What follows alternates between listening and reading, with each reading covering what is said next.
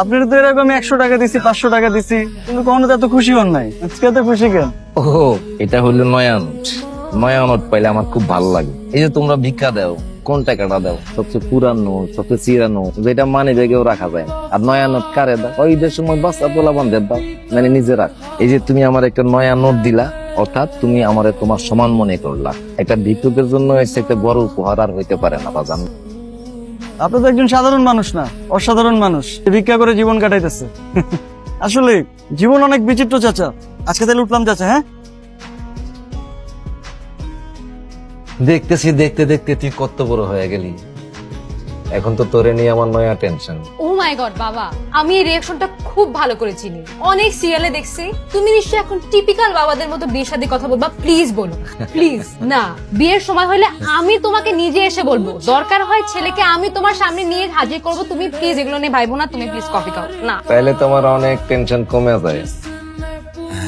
5 টাকার নয়া নোট দেখে খুশি হলেন চাচা? চাচা তাকান তো। বাজান বাজান, আরে আপনি কি না, না, না। চাচা আছেন?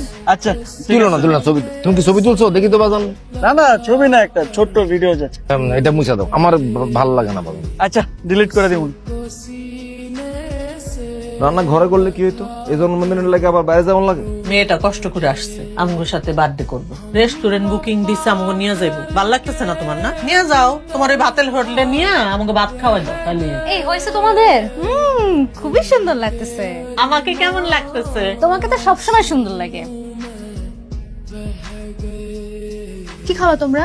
তুই দে। তাহলে অ্যাপিটাইজারে একটা গ্রিক সালাড নেই, একটা ওনটন দেই, একটা স্প্রিং রোল দেই। হ্যাঁ, আর আচ্ছা রাইস আর নুডলস কোনটা খাবা? আচ্ছা ঠিক আছে, রাইস। রাইসের সাথে চিকেন ঝাল খাবা? তাহলে ঝাল একটা, এই যে চিকেন কারি নেই, একটা এটা নেই। আচ্ছা, এগুলোই অর্ডার দিই। হ্যাঁ ঠিক আছে, ওকে। আচ্ছা আম্মা, এত কিছু কি খাইতে পারবা?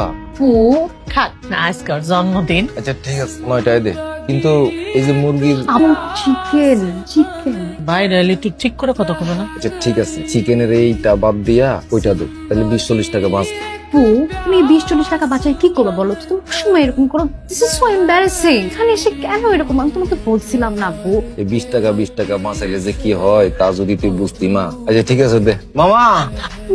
একটা 5 স্টার রেস্টুরেন্ট ওয়েটার বলে ডাকতো, মামা বলে না। তুই ডাক। Excuse me.